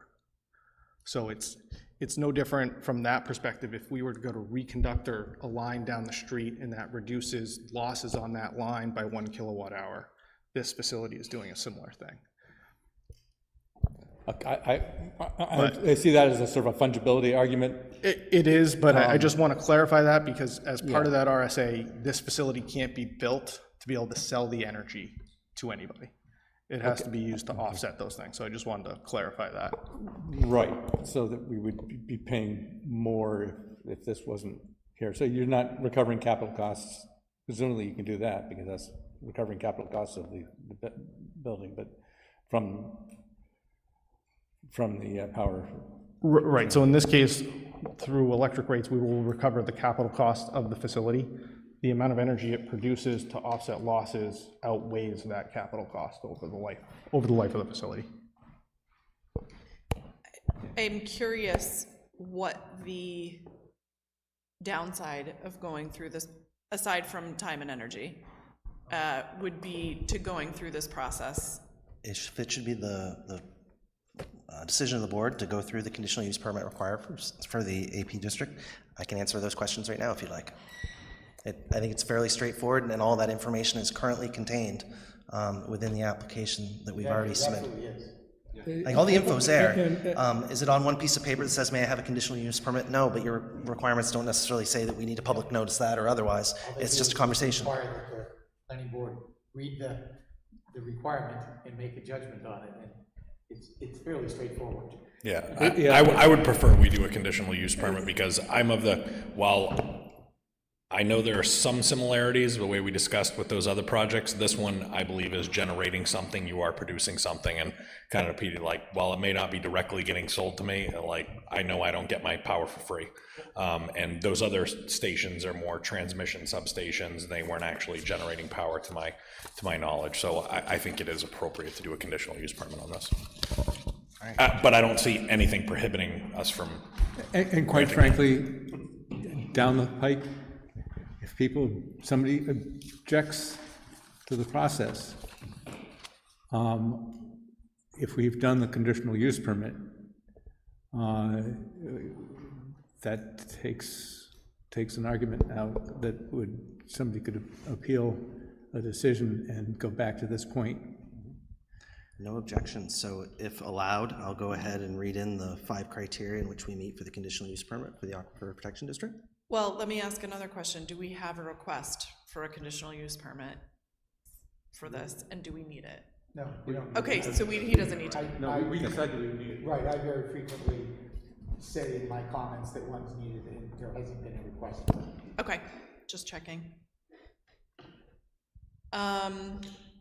Yeah, so anyone who wants to read this really is more than welcome. It's usually me. It is usually me, but I'll happy to give you the break and read the 5 criteria. I'm happy to pass that off to anybody else. The applicant has offered. Yeah, no, Yeah, I by all will take means. you up on that offer. All right, so the planning board may grant a conditional use permit for those uses listed above only after written findings of fact are made that all of the following criteria are met. The proposed use will not detrimentally affect the quality of the groundwater contained in the aquifer by directly contributing to pollution or by increasing the long-term susceptibility of the aquifer to potential pollutants. As stated elsewhere in tonight's proceedings and all of the application material that is provided, we're not creating pollutant loads. We're meeting the requirements of the town for stormwater management, as well as alteration of terrain. And when you look at the amount of impervious that's being proposed for this project, it pales in comparison to about any other use that could be proposed on this lot. The proposed use will I'll not... stop you right there, because we're gonna have to do each one Oh, individually. you want to vote on each? And I'll move that the proposed use will not detrimentally affect the quality of the groundwater, as you stated. And we did discuss that on the site walk, that the potential pollutants from earlier versions are no longer present, and that there appears to be no groundwater impact or pollution that would affect the aquifer. Second. Motion by Peter Coffin, second by Chris Bashaw. Any other discussion? All those in favor? Aye. Any objections? Abstentions? Passed unanimously. Item B, the proposed use will not cause a significant reduction in the long-term volume of water contained in the aquifer or in the storage capacity of the aquifer. For similar reasons, in response to item A, appropriate stormwater management facilities have been provided on site for the purposes of maintaining the storage and capacity of the aquifer. Okay, I'll move it. Item B, that it will not cause a reduction in long-term volume of water in the aquifer because all the water on site that's being infiltrated now will continue to be infiltrated on site. Second. Motion by Peter Coffin, second by Chris Bashaw. Any discussion? All those in favor? Aye. Any objections? Abstentions? Passed unanimously. Item C, the proposed use will not discharge no wastewater on site other than the typically discharged by domestic wastewater disposal systems and will not involve on-site storage or disposal of toxic or hazardous waste as herein defined. There are no septics or otherwise that are proposed as part of this project, so there is no wastewater, and there are no on-site storage or disposal of any toxic or hazardous waste as otherwise defined. And I'll move that that the proposal meets condition C because there's no septic systems or hazardous waste on site. Second. Again, motion by Peter Coffin, second by Chris Bashaw. Any further discussion? All those in favor? Aye. And can I just ask, do I need to keep asking for objections or abstentions if everybody has voted If in the everybody's affirmative? If everybody's voted, The joys of procedure. See, I'm just double checking. Okay, so that also passed unanimously. If you're not sure, ask, but if you see everyone's hand go up, I'm pretty good at counting. All right, item D, the proposed use complies with all other applicable sections of the articles. As mentioned in our cover letter, as well as otherwise stated, This project does comply with the Aquifer Protection Ordinance, which was established by the town in order to protect, preserve, and maintain potential groundwater supplies and related groundwater recharge areas within the known aquifer identified by the U.S. Geological Survey. And that's what you paid me for. Okay. Well, that's what I'll move then, that it meets the conditions of item D because it has been reviewed by the town planner and it complies with the other sections of this article. Second. Again, motion by Peter Coffin, second by Chris Bashaw. Any further discussion?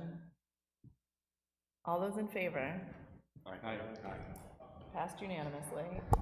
Item E, a hydrogeologic study shall be submitted for uses whose septic system is designed for more than 24 gallons per day.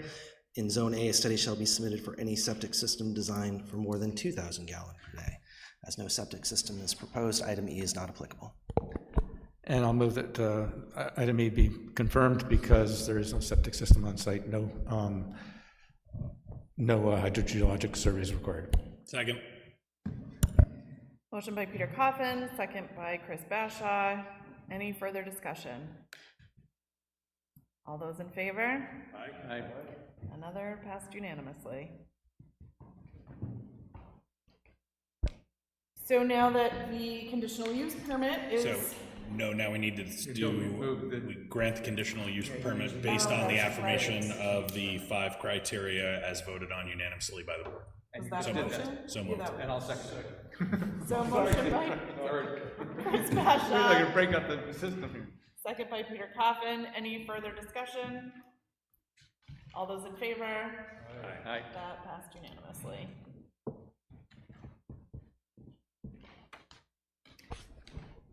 I believe we have the conditional use permit for the disturbance to the wetland buffer. If you'd like, I can read that into the record, or otherwise just make sure we've appropriately responded to the comments, similar to what we just did. If necessary, otherwise I'll just incorporate our conditional use permit by reference, and we can read in any portions you feel is appropriate. Just before you start that, I noticed Abby left. Glenn, did you say that this is the one that required input from the Conservation Commission? Yes. And she said she wasn't ready, she hadn't gotten all the comments together, so maybe it's premature at this point on the wetlands, because I think that that's perhaps the case. I would like the board to make the determination whether or not they feel they need to have the information supplied, reviewed by the wetland scientist at RCCD. It's possible for you to do that. It's not required that you do that. If you feel comfortable that the ongoing discussions that the Conservation Commission is having with the applicant, and you don't want to have that third-party review, I think that's fine. But if that's the case, I'd like the board to just say that for the record.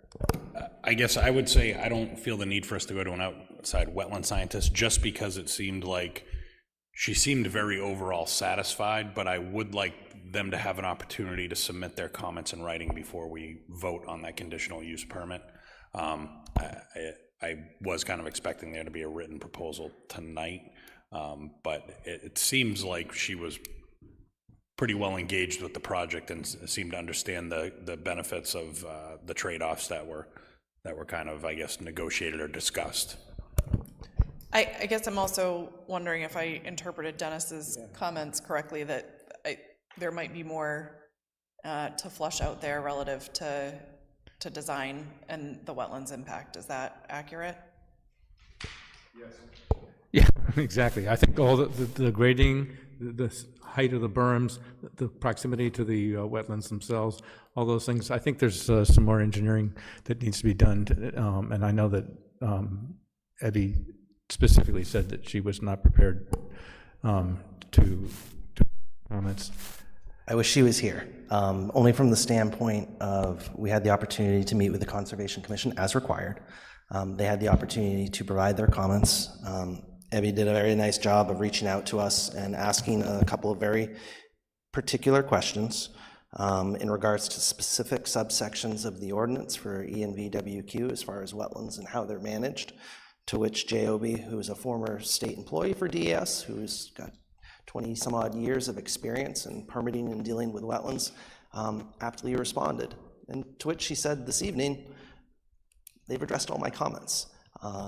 Our hope with tonight obviously was to achieve a conditional use permit. If we didn't say that at the onset, my apologies.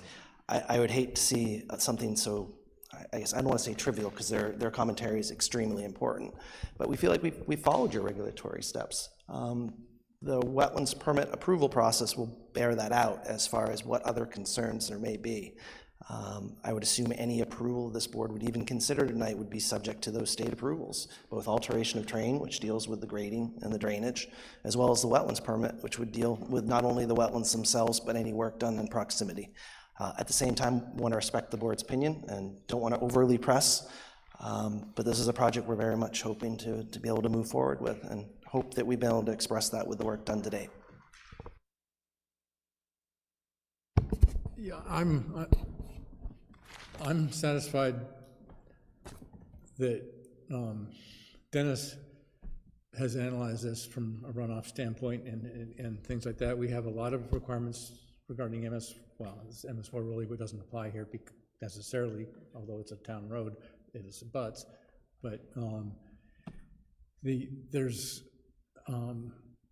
my normal feeling would be that RCCD wetland scientists should be involved in this. I think we have an unusual talent in our town engineer, I'll be willing to sign off, but he's not ready to sign off on that yet. So that's why I think that trying to rush this is probably not in your best interest or ours.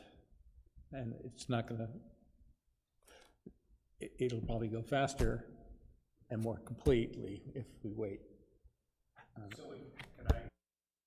Did you just state that you were hoping to leave with conditional approval or conditional use permit? Can I say all of the above? You can say whatever you want. No, the reality is, as a team, we always try and be as informational as possible to provide the facts you need in order to make a motion, whether it's for, against, or otherwise. I guess it was our expectation, being that we had met with Conservation Commission. They provided us subsequent comments. We answered subsequent comments, and Evie was able to say tonight, you have addressed my comments. I thought we had checked that box.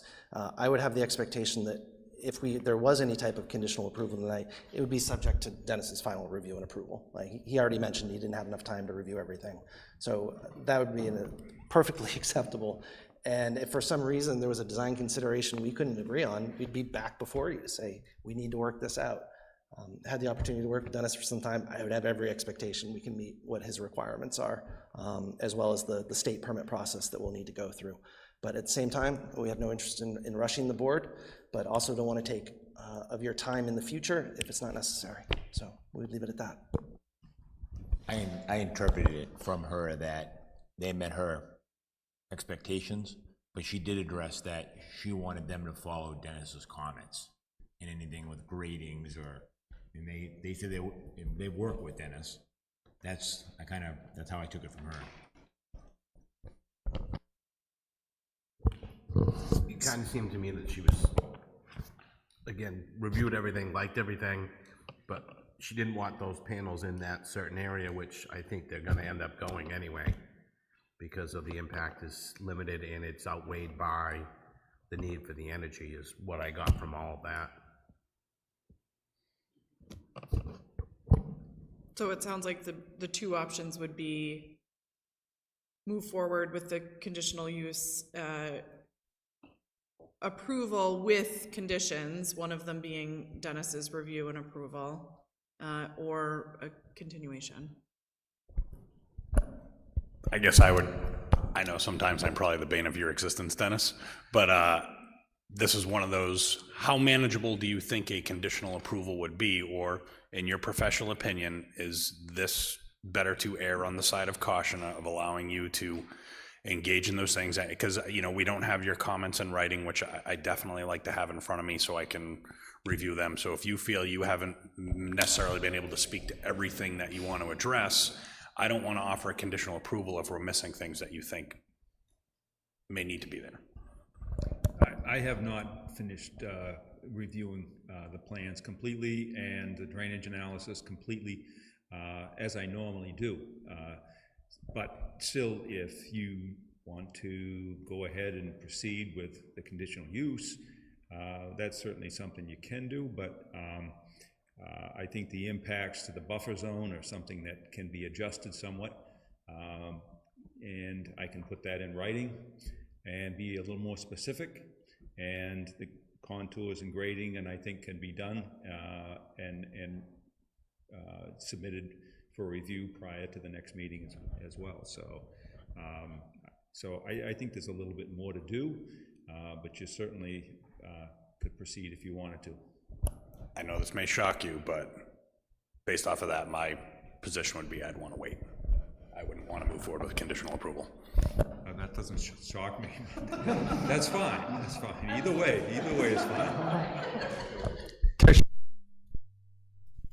We had a fairly monumental change in New Hampshire energy policy just last week with the passage of HB 281. Now that bill is something that the others have been working on to increase the allowable size of solar arrays from 1 megawatt to 5 megawatts, just like this one. That and bill number names and whatnot over the years, but it's something that the town supported to the level of writing letters of support to the governor's office. So I'd like to quote from Governor New Hampshire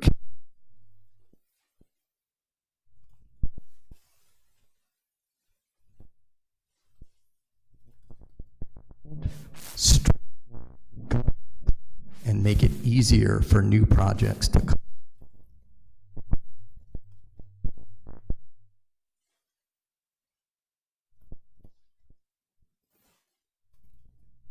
What the governor's position on projects exactly like this, and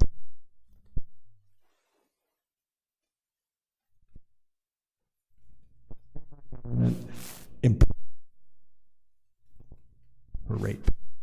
This project does every single one of those things. It's an early mover, and I think you have Unitil and TF Moran have done a pretty good job in looking to the town and mitigating as many impacts as we possibly can. There will always be impacts to energy generation, but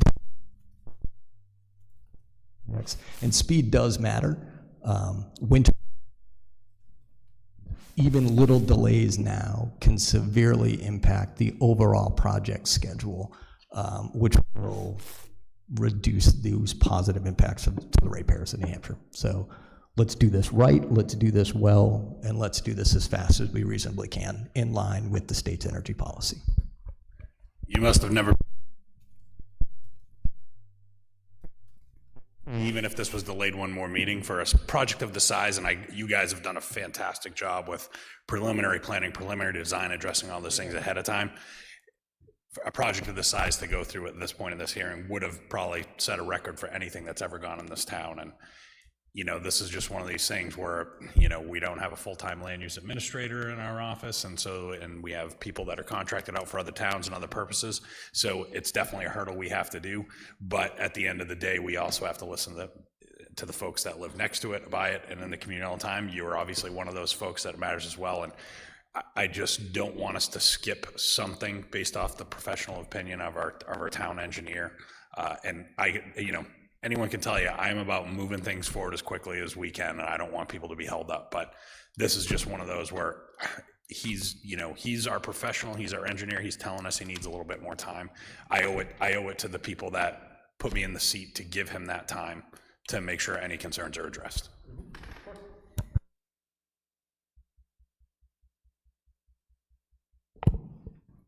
So where does that leave us? Well, I was going to say, before we get hung up anymore, let's see if we can get other aspects accomplished. I don't think we need to get this. So I have really easy things for Nick to accomplish on my list, and I'm sure that he will have that done in days. just taking a look at some of the other items that were mentioned, you know, let's make sure DPW signs off. Site lighting, so that we do actually have a note on our overall plan that there, note 23, no site lighting is proposed.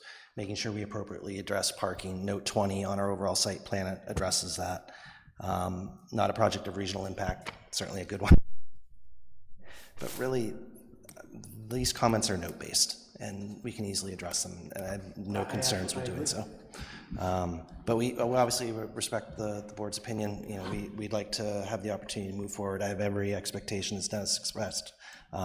We can make things work, but I know we have the feelings of certainly one board member. I'm not sure how the board feels as a whole, just relative to how we move forward, I guess, and we'll follow your lead. Well, I'm wondering if these, I guess this really depends on Dennis and the Conservation Commission, if they can get us written notes, you know, comments, and if Dennis has time to do that, whether we can address this at the September. We don't do a first meeting in September, do we? Never mind. I was trying to lead to getting it done in the 2-week time frame instead of a month, but we don't have a scheduled September meeting because of Labor Day. Never mind. Is there anything else, Glenn, that you think that would, other than the CUP, that would come up if we pushed out to the next month? No. Sorry. So there's nothing, so sorry, no, that's all right, there's nothing. No. There's nothing more that we could do tonight that would make it go more quickly. No, other than perhaps just clarifying that they'd be first on the agenda, because next month will be a busy agenda. Yeah.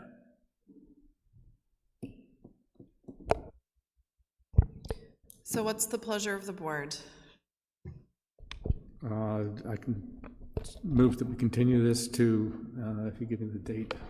September 19th. September, oh, that's right, September 19th at 6:45 at, with plans, with any required information due by the 7th, is what we said? Mm-hmm. Yes, by the 7th of September. And that would require also that we get comments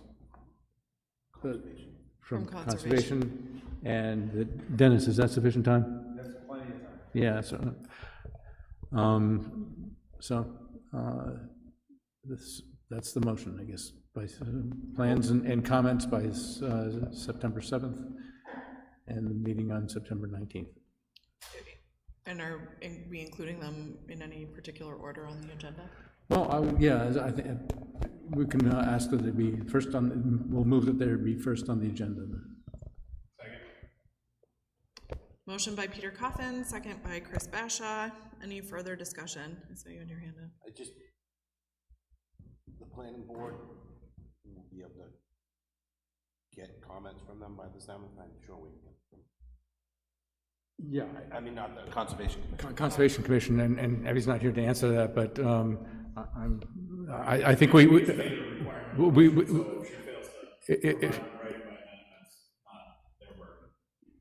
right, so it's okay. Going to be our job to try to ping on Conservation Commission. Any other discussion? Need a second. Or did you Chris seconded. All those in favor? Aye. That is yet another passed unanimously. So just for our own informational purposes, we are being asked to return so that we can speak to the Dennis's forthcoming comments, more specifically as they address to our conditional use permit request for wetland buffer impacts and obviously whatever other comments there may be. Understood. Yeah, I would like to ask the board if they're comfortable with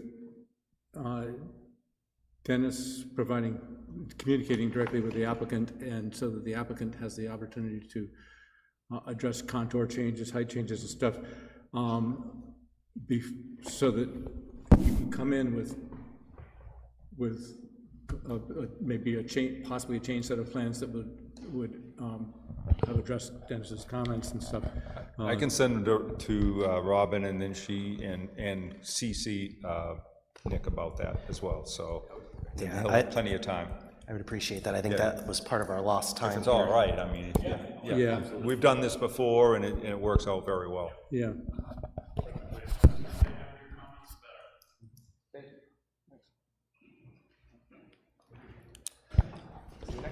Thank you, gentlemen. Thank you.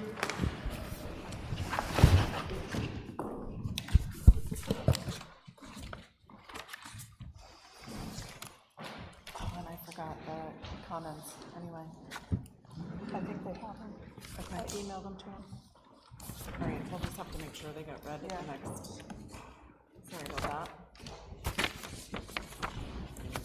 that. So next up is the acceptance of the July 18th minutes.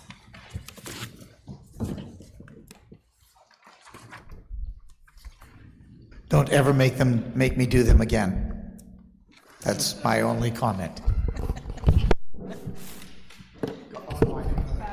God bless you, Robin, for doing them every month.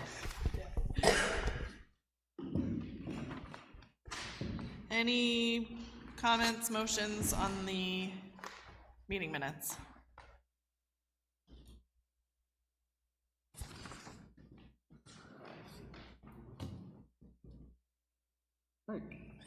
Hearing none, I'll move that we accept the minutes as written. Sorry, that was good. Second? Motion by Peter Coffin, second by Chris Bashaw. Any other discussion? All those in favor? Aye.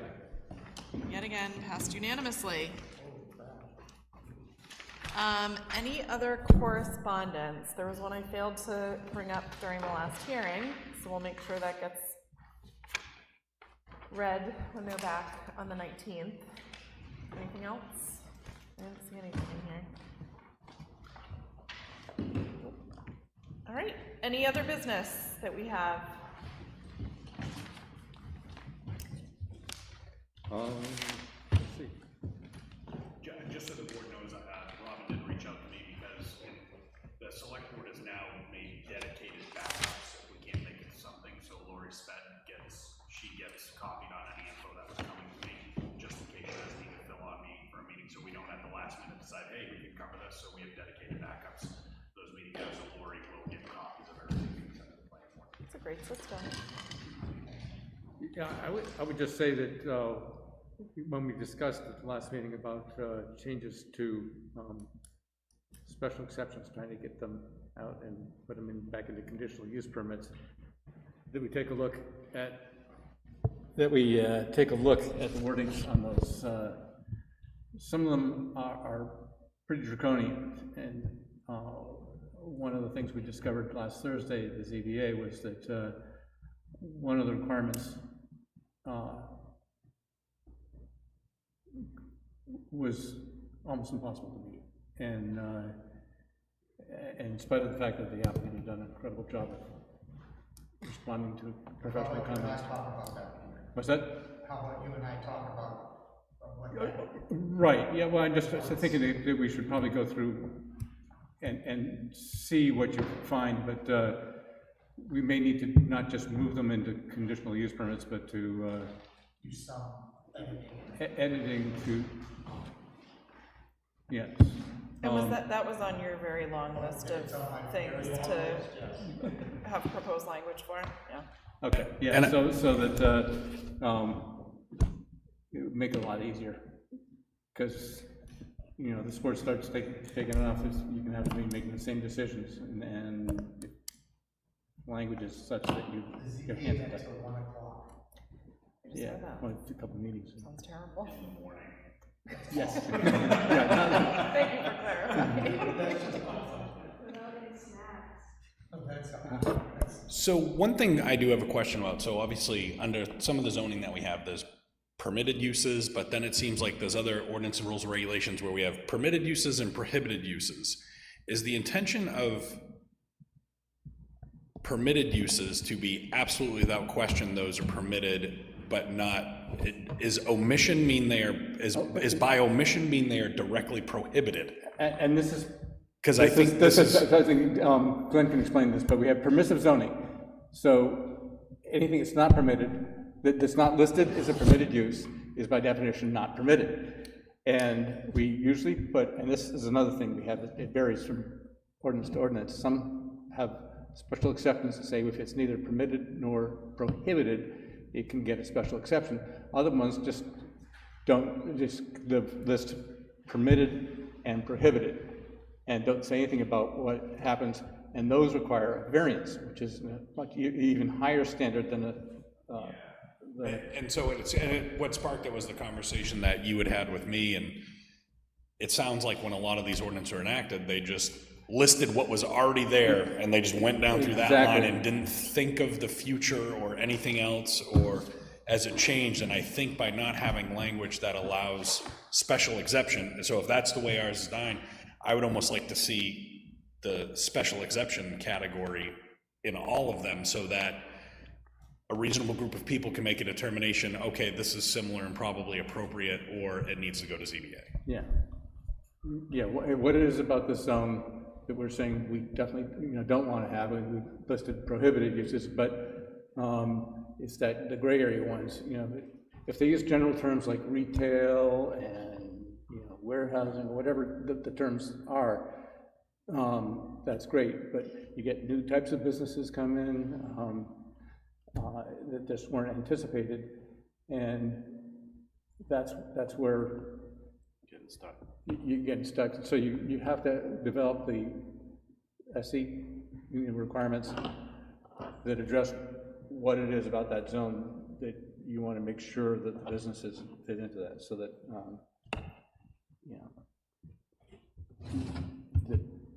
that somebody can make a reasonable decision that, oh yeah, okay, this is a new type of business,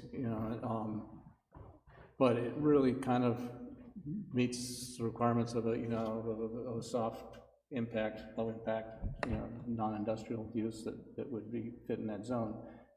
Just wasn't around when they made the list up. So again, that's going to probably take a little bit of work, but it's helpful if you go through the ordinances and see what you'd like to have as a either a CUP or a or if you really feel it needs a special exception, why?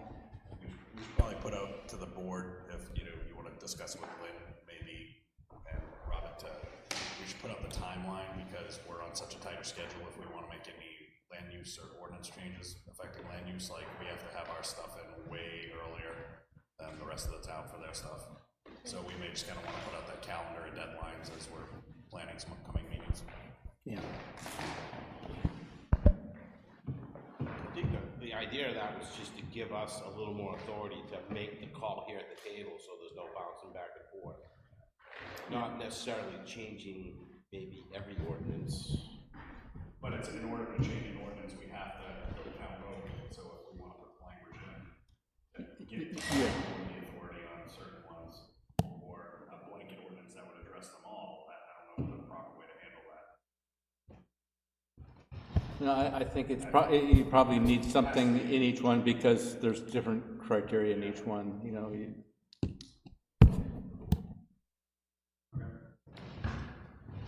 recommend the ZBA adopt that time scale. Oh, we're definitely on it, but it's got to be a procedures change, and we're still waiting for the state to come in with their new rules for this legislative session. Anything further? Would anyone like to make a motion to adjourn? So moved. Wait, was that a second by Peter or Steve? No, I'll give a second. You could have made that motion. I could have, but I just asked the question instead. And you can just adjourn it, by the way, if there's no further business. So we have a motion by Peter, second by Steve Padfield. All those in favor? Aye. I think